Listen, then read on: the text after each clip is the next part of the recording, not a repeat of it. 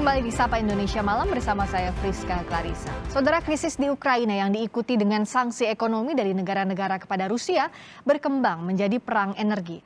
Amerika Serikat menghentikan impor energi dari Rusia. Sebaliknya, Rusia pun mengeluarkan kebijakan melarang ekspor energi. Dampaknya, saudara, harga minyak dunia meroket. Kita lihat pada 10 Maret 2022 harga minyak mentah Brent mencapai 125,73 dolar Amerika Serikat atau naik 33,7% jika dibandingkan dengan sebelum konflik antara Rusia dan Ukraina.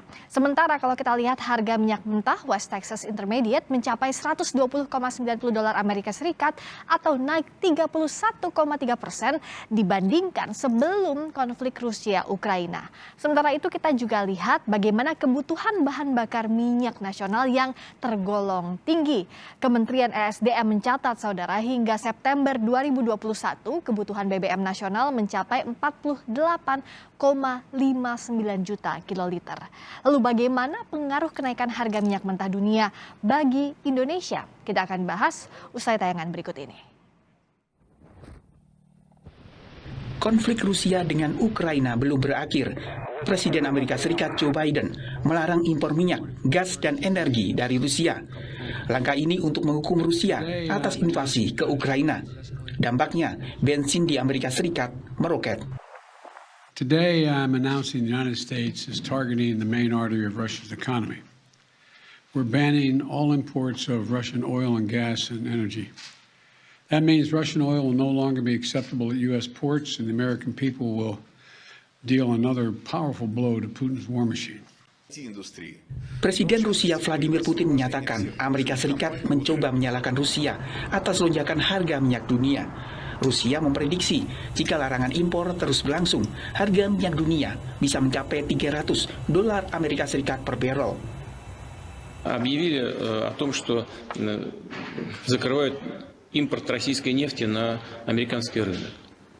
Цены там высокие, инфляция беспрецедентно высокая, наверное, достигла исторических максимумов. Результаты своих собственных ошибок пытаются свалить на нас. Hari ini harga minyak Brent 110,82 dolar Amerika Serikat per barrel. Sebelum perang Rusia-Ukraina, harganya tercatat 94,05 dolar Amerika Serikat per barrel. Sedangkan harga minyak mentah WTI hari ini 107,23 dolar Amerika Serikat per barrel. Padahal sebelum konflik, harganya tercatat 92,10 dolar Amerika Serikat per barrel. Presiden Joko Widodo menyebut lonjakan harga minyak dunia mengakibatkan seluruh negara menaikkan harga jual BBM pada warganya. Presiden mengatakan hingga kini pemerintah Indonesia masih menahan-nahan untuk menaikkan harga BBM. Tambah perang, harga naik, lipat. Kita tahu 2020 minyak harganya hanya kira-kira 60-an, 60 dolar per barel. Hari ini kira-kira 115, itu pun sebelumnya seminggu yang lalu dah di angka 130. 2 kali lipat. Semua negara harga jualnya ke masyarakat sudah naik juga. Kita di sini masih nahan-nahan. Bu Menteri saya tanya, gimana Bu? Tahannya sampai berapa hari ini? Kita nahan-nahan terus. 3 Maret 2022 lalu pemerintah menaikkan harga BBM non-subsidi jenis Pertamax Turbo, Dexlite, dan Pertamina Dex. Harganya bervariasi di setiap provinsi. Untuk wilayah Jakarta dan sekitarnya, harga Pertamax Turbo naik dari Rp13.500 menjadi Rp14.500 per liter. Harga Dexlite naik dari Rp12.150 menjadi Rp12.950 per liter. Sementara Pertamina Dex harganya naik dari Rp13.200 menjadi Rp13.700 per liter. Naiknya harga minyak dunia mengakibatkan sejumlah negara mengalami krisis BBM. Di Lebanon, terjadi antrean panjang pembeli BBM di stasiun pengisian. Tim Liputan Kompas TV. Saudara, perang Rusia dengan Ukraina berdampak pada meroketnya harga minyak dunia. Lalu bagaimana pengaruhnya terhadap harga migas Indonesia? Akankah nanti akan terjadi kenaikan harga BBM? Kita akan bahas dengan anggota Dewan Energi Nasional Satya Widya Yuda serta pengamat ekonomi energi dari Universitas Gadjah Mada, Fahmi Radi. Selamat malam Bapak-bapak, sehat selalu. Selamat malam Mbak Rizka, sehat selalu. Amin. Saya ke Pak Satya terlebih dahulu. Tadi kan berangkat dari pernyataan terakhir dari Pak Presiden bahwa sampai sekarang ini masih nahan-nahan terus harganya, ada kelangkaan energi. Secara sederhana agar lebih dimengerti publik, Pak Satya, sebenarnya seperti apa dampak perang Rusia-Ukraina terhadap harga migas di Indonesia? Ya, kalau kita melihat bahwa Indonesia itu kan defisit ya di dalam transaksi neraca berjalan kita. Yang komponen terbesarnya itu adalah impor daripada BBM ataupun juga crude. Jadi sebetulnya kalau kita melihat setiap kenaikan ICP kita, kalau setiap kenaikan $1, Ya. maka defisit anggarannya sekitar 298 miliar rupiah.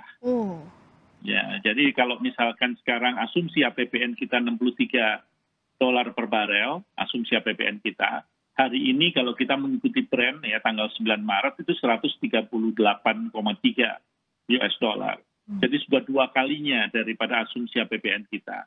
Itu berarti kan bisa dikalikan ya selisihnya tadi ya perbedaannya itu dikalikan dengan nilai defisit tadi dikalikan dengan kuantiti yang kita impor. Ya atau yang kita konsumsikan. Ya kalau yang kita kalau misalkan karena kita ngitungnya dari yang impor ya yang impor. Kalau kita impornya sekitar 600.000 barel per hari. Jadi bisa dibayangkan berapa triliun kita defisit per hari untuk mengantisipasi daripada kenaikan harga minyak dunia yang terjadi saat ini. Nah, kalau dibandingkan dengan, ya silakan Pak. Iya, tetapi kan kita ya Bapak Presiden tentunya di dalam tindakannya beliau kan juga menanyakan sampai seberapa mana kuatnya kita kepada Menteri Keuangan. Itu dimaksud bahwa Indonesia juga belum lepas dari pandemi. Ya. Jadi ekonomi belum 100% pulih. Berarti kan nilai inflasi kita juga akan harus dijaga. Karena sekarang ini tanpa ada kenaikan, inflasi kita itu bisa nambah sekitar 0,07% tanpa kenaikan apa-apa ya. Tapi begitu BBM itu kita naikkan ya sekitar Rp500 per liter, itu menambah inflasi sekitar 0,5%. Ya, jadi kalau bisa dibayangkan kalau Rp2.000 ya bisa sekitar 2% sendiri kenaikan daripada inflasi. Nah, ini yang dipertimbangkan matang-matang betul oleh pemerintah ya seperti tadi yang disampaikan oleh Bapak Presiden kepada Menteri Keuangan sampai sejauh mana kita. Jadi di salah satu sisi kita ingin menahan inflasi karena kebutuhan rakyat yang sangat krusial saat ini akibat daripada pandemi yang belum pulih.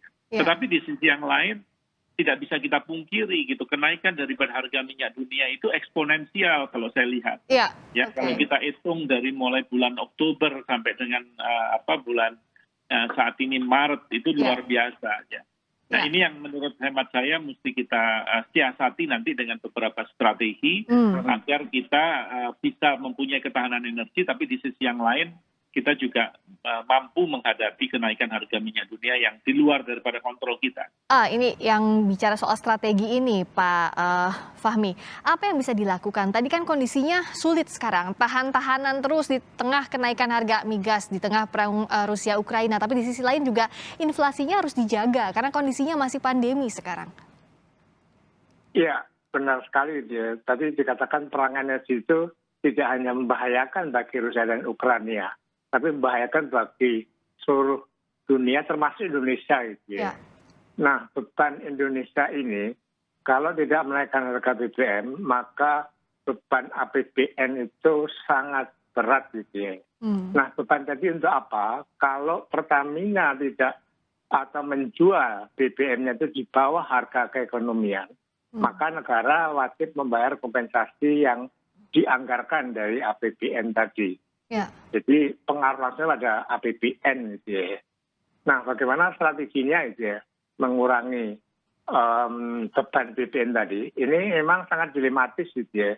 Kalau negara-negara lain itu kan langsung serentak menaikkan harga BBM. Betul. Tapi Indonesia saya kira kan tadi Bapak Presiden juga mengatakan bahwa masih menahan-nahan tadi.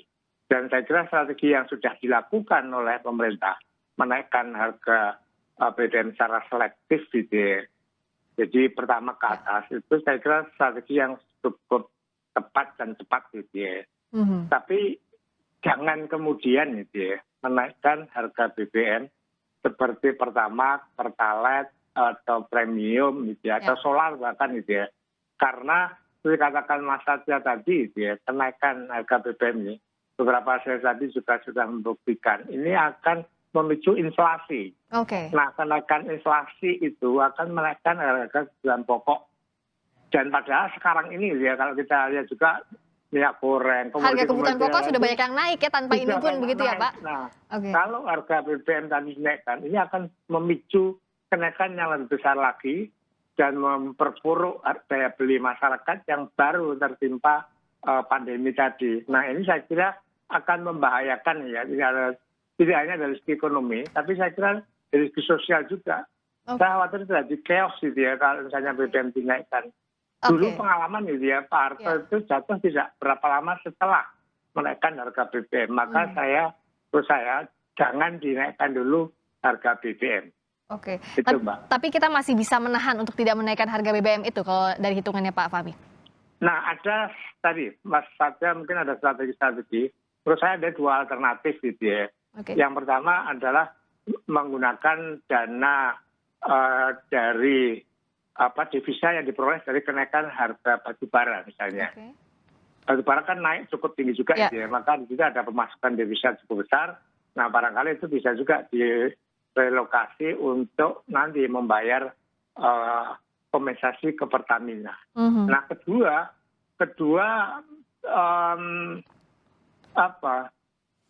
beban ini ya, bebannya APBN tadi itu bisa dipindahkan ke Pertamina gitu ya. Artinya barangkali dalam 1 bulan atau 3 bulan gitu ya, kompensasi yang harus dibayar dari APBN tadi itu jangan dibayar. Nah, ini saya kira dua alternatif yang bisa digunakan untuk meringankan beban APBN yang sudah terlalu berat. Mbak Friska. Baik, dari dua strategi tadi mungkinkah diterapkan Pak Satya dan sampai kapan subsidi ini bisa bertahan diberikan oleh pemerintah terkait dengan semakin melonjaknya harga migas? Kita akan bahas tapi di Sapa Indonesia Malam sesaat lagi, usai jeda.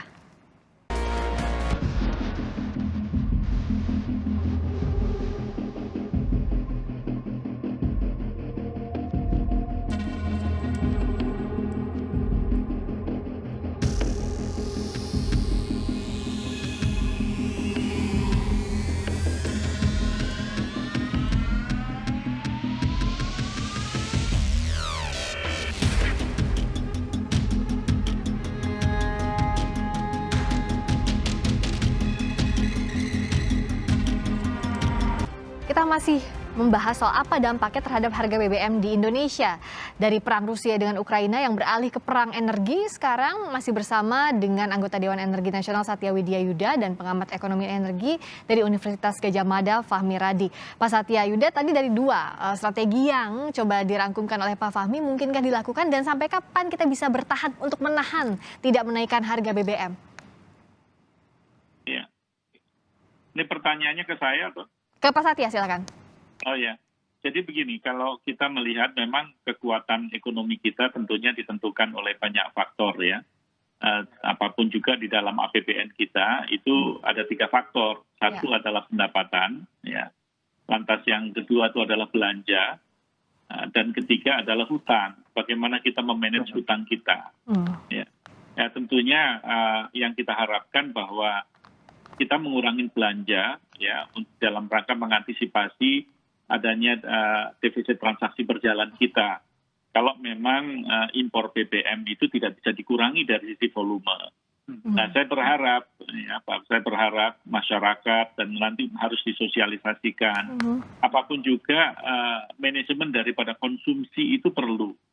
Ya, pembatasan kendaraan bermotor itu baik mobil, sepeda motor itu juga berkontribusi terutama bagi mereka yang kalangan atas yang mungkin mempunyai banyak mobil, ya, yang mungkin satu mobil satu orang.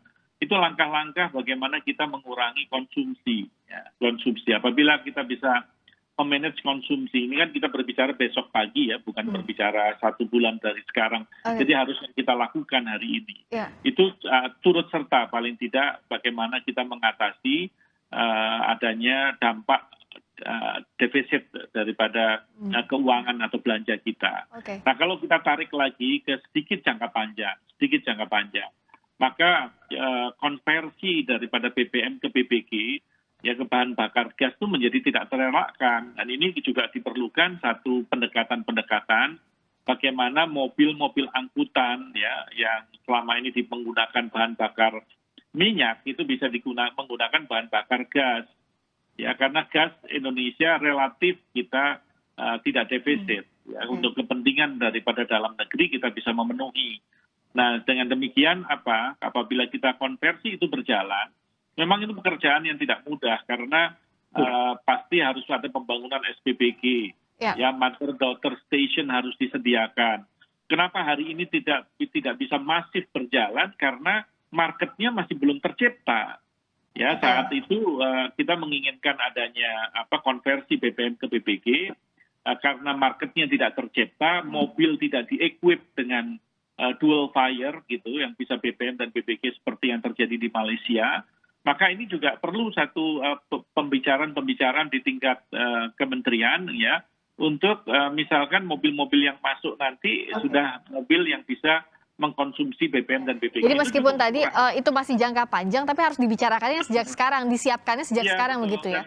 Dan kan kita tidak tahu nih apa yang terjadi dengan Ukraine dan Rusia kalau kita melihat secara geopolitik ya mereka cukup serius ya. Beberapa investasi besar di Rusia dia pull out. Ya, mereka mendivestasikan. Berarti ini kan dampak perekonomiannya akan tinggi. Jangan salah karena produksi minyak di Rusia juga cukup besar.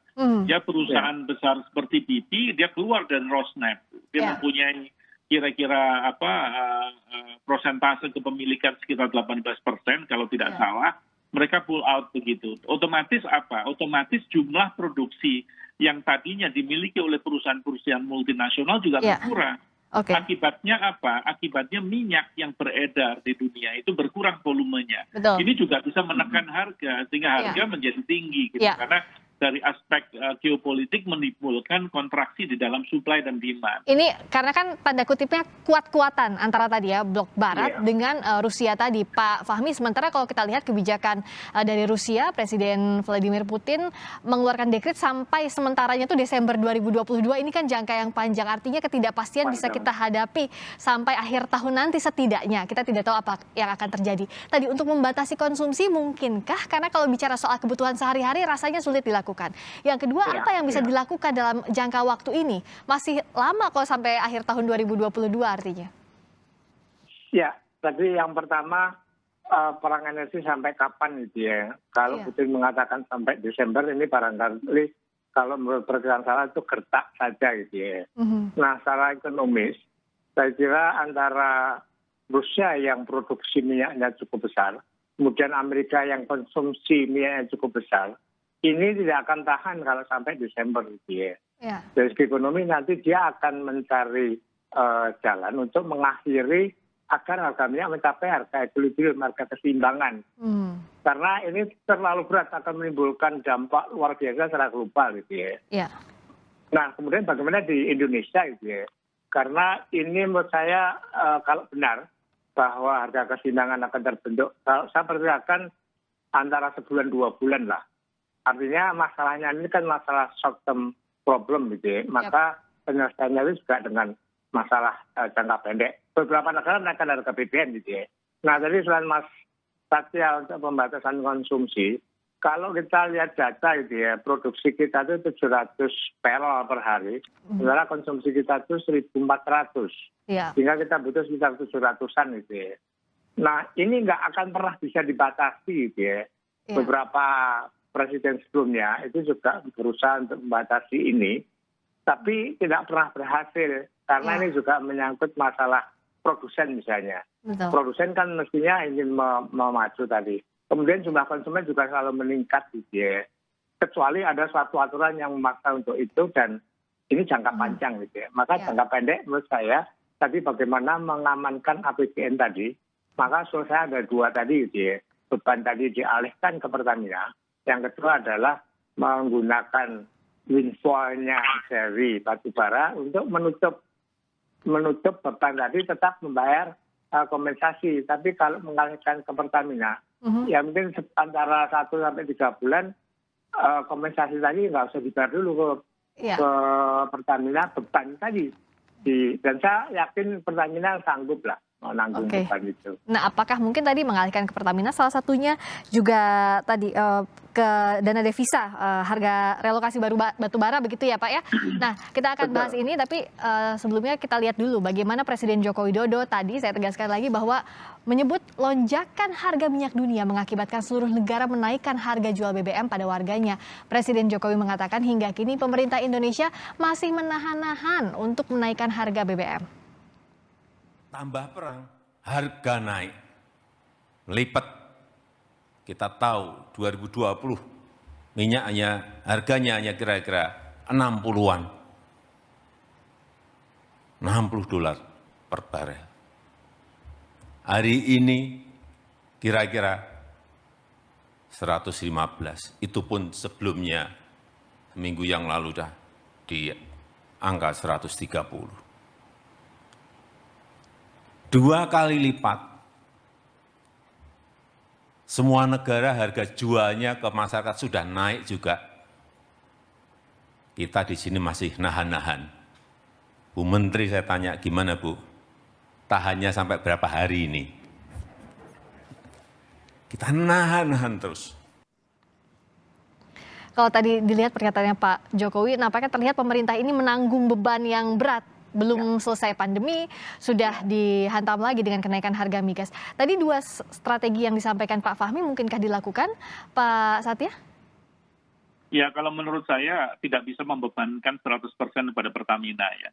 Karena Pertamina sebagai korporasi kan mereka juga harus liquid karena dia mempunyai investasi, mempertahankan semua apa yang dia lakukan sekarang ini gitu. Ya. Pasti ada batasnya gitu. Jadi kalau misalkan harga minyak itu sampai pada titik tertentu itu dia bisa mendeklar gitu bahwa dia tidak mampu lagi untuk menanggung kompensasi itu gitu.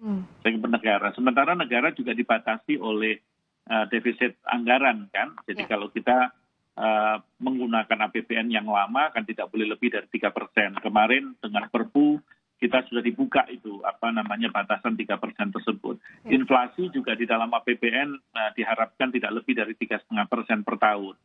Jadi ada beberapa aturan-aturan yang kalau kita ingin prudent ini ya itu harus dijalankan dengan governance yang bagus. Nah, menurut hemat saya karena konsumsi daripada BBM itu terklasifikasi dari berbagai macam segmen pasar, tentunya pemerintah bisa membatasi di segmentasi pasar mana. Memang tugasnya tidak mudah, karena begitu kita berbicara targeted subsidy, jadi subsidi orang-orang yang memang layak disubsidi, maka komoditas yang harus dilindungi itu harus menggunakan pola distribusi tertutup. Sekarang saya juga agak gamang gitu ya. Sekarang kalau kita berbicara Pertamax sudah bisa disesuaikan. Pertamax Dex bisa disesuaikan, Shell juga yang super juga sudah menyesuaikan diri gitu. Tapi begitu Pertalite dipertahankan, sementara masih menggunakan pola distribusi yang terbuka seperti hari ini, nah, kita jangan sampai nanti ada orang memanfaatkan keuntungan dengan jalan menimbun, dengan jalan banyak hal mengoplos gitu ya, termasuk juga harga LPG yang 3 kg yang sampai hari ini masih belum bergerak.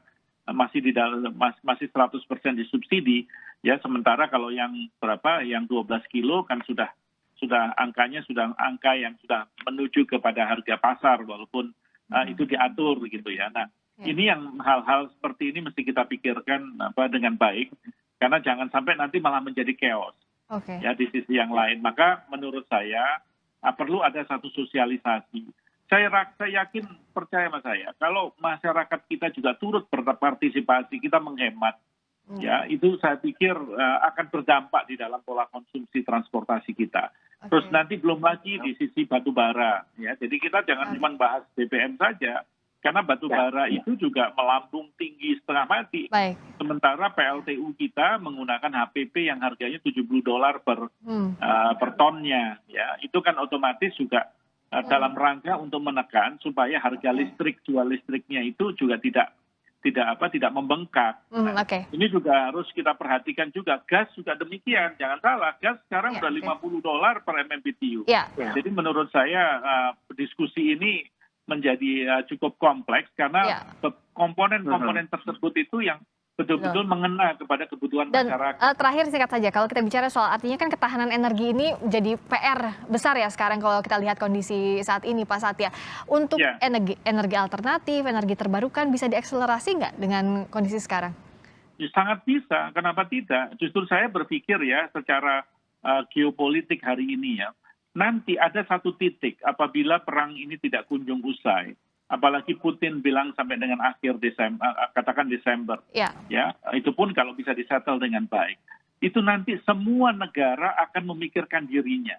Betul. Jangan salah, belum tentu yang kita sekarang mengimpor minyak kita dengan mudah, ya banyak sekali sources yang bisa kita temukan dan kita bisa impor ke domestik. Itu mungkin mereka bisa menstop ekspor mereka, ya karena situasi yang dia harus mempertahankan di negaranya masing-masing.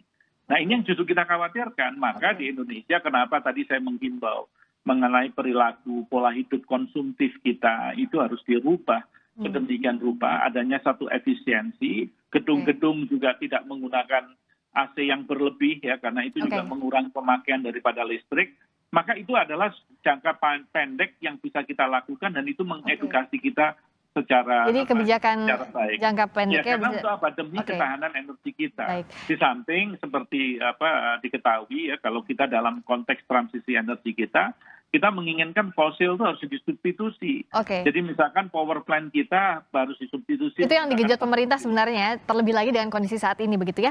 Terima kasih. Iya, betul. Baik, terima kasih Pak Satya Widya Yuda, anggota Dewan Energi Nasional. Terima kasih juga Pak Fahmi Radi, pengamat ekonomi energi UGM. Ketahanan energi ini jadi harga mati yang harus dikejar kalau dari kondisi geopolitik saat ini, ditambah juga kebijakan jangka pendek untuk menyelamatkan masyarakat dari lonjakan harga migas dunia yang bisa berdampak pada kehidupan sehari-hari, inilah yang harus dijaga oleh pemerintah. Terima kasih sekali lagi atas waktunya Bapak-Bapak, selamat malam, sehat selalu. Terima kasih, selamat malam.